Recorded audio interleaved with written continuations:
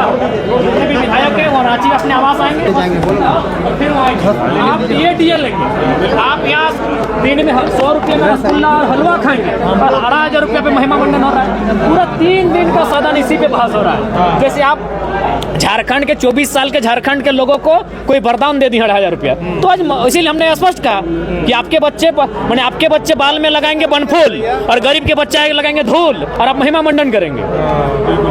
गलत बात है। जवाब नहीं मिला जयराम। जवाब किसमें है? जयराम महतो के सवाल का जवाब दे सके, दे करे सार्वजनिक करे। तमाम 12 के 12 मंत्री पहले सार्वजनिक करे कि उनका बेटा उनकी बेटी कौन स्कूल में पढ़ते हैं, उनका फी क्या है, करे सार्वजनिक।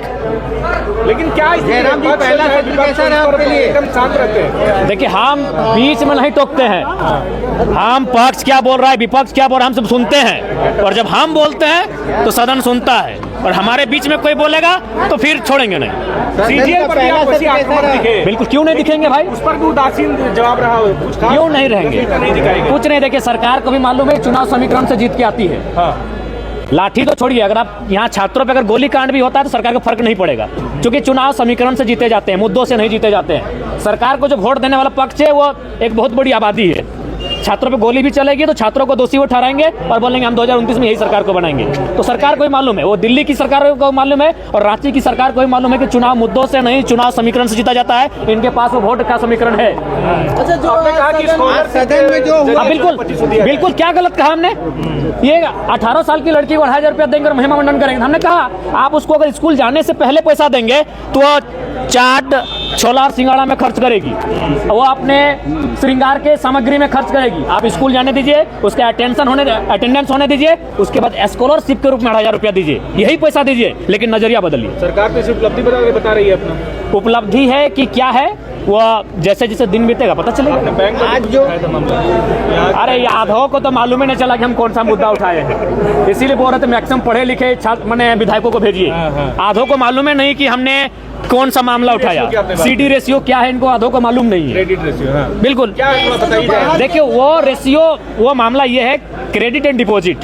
उसका मतलब है कि हमारे राज्य की जो बैंक हैं वो बहुत ज्यादा पैसा पड़ोसी राज्य के बैंकों को ट्रांसफर करती है, और क्या होता है हमारे राज्य के लोग ग्रसित हैं। समझदार बात, मुख्यमंत्री उनके अध्यक्ष होते हैं। तो भाई उन पैसों को अगर आप अपने पास रखेंगे तो आप युवाओं को लोन दीजिए, आप किसानों को लोन दीजिए, आप महिलाओं को लोन दीजिए और उनको आत्मनिर्भर बनाइए। और RBI का गाइडलाइन कहता है कि 70% तक होना चाहिए। झारखंड का 36% है, बाकी जो स्टेट है वो 100% के आसपास है। तो आप तुलनात्मक अध्ययन में देखिए कि आप कितने पीछे हैं इन विषयों में। जयराम जी, आपने जो बच्चों वाला सवाल उठाया उस पर उनको तकलीफ हुई होगी। आपने कहा कि जांच होनी चाहिए। बिल्कुल, क्या तकलीफ है? 81 ज्यादा कि 3.25 करोड़ ज्यादा? 81 के बच्चों पे हमने सवाल उठाया, आपकी हालत खराब हो गई। और 3.5 करोड़ के बच्चे कहाँ हैं? धूल में हैं। सिलेट के जगह प्लेट लेके खिचड़ी खा के पढ़ रहे हैं। 81 के बच्चे मैंने अमृत वाले हो गए और बाकी लोग क्या धूल में पलेंगे?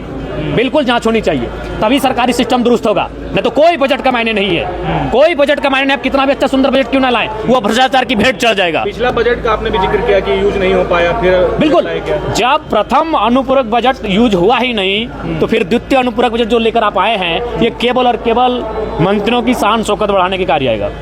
जयराम जी, एक मामला। जयराम जी, आज जो मौका दिया जाए, देखते हैं, अभी शुरुआत हुआ है, कुछ दिन देख लिया जाए सरकार को। कैसा रहा जयराम जी? एक्सपीरियंस कैसा रहा आपका ये 4 दिनों का? ठीक ठाक रहा।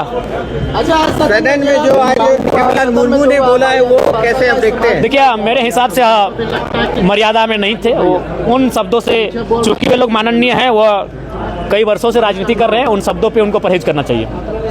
धन्यवाद। तो जयराम महतो, आप देखिए किस तरीके से यहाँ निकले। हाँ, और केस को जो है लिपापोती कर दिया। जी जी जी जी भैया, जयराम जो है मिलने के लिए आया, कैसा रहा जयराम जी? गले लगा करके जो है उनसे मिल रहे थे। एक्सपीरियंस ठीक ठाक रहा। बहुत सारे विषय थे जिनको सीखने का अवसर मिला। बहुत सारे विषय थे जिनको मैं सुन रहा था, सीख रहा था। तो कुल मिलाकर मिला जुला असर रहा, अच्छा अनुभव रहा। विधानसभा सत्र का पहला 4 दिन। आपने मैया समान योजना पर भी सवाल उठाया है।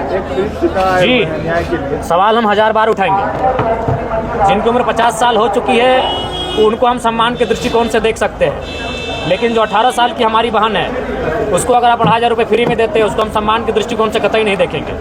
उसे आप उनकी प्रतिभा को नकारात्मक दिशा में ले जाने का कार्य कर रहे हैं। आज गाँव की परिस्थिति क्या है, आज आम व्यक्ति कितना लाचार, कितना बेबस हो चुका है कि वो 2,500 रुपया नहीं 500 रुपये में आपको वोट कर देगा। इसलिए मैंने सरकार को ये तर्क दिया है कि आप उस 2,500 रुपये को स्कॉलरशिप का नाम दें और तमाम बहनों को स्कूलों में, कॉलेजों में उनको सुविधा के साथ उपलब्ध कराएं। स्कूल जाने से पहले अगर आप किसी बहन के हाथ में 2,500 रुपये देंगे तो कहीं ना कहीं वो श्रृंगार के कार्यों में, कहीं ना कहीं कुछ ऐसे कार्यों में मैंने यूज करेंगी जिनका कोई विशेष वो लाभ नहीं ले पाएंगे। लेकिन स्कूल जाने के बाद अगर स्कॉलरशिप के रूप में 2,500 रुपये देंगे तो उसको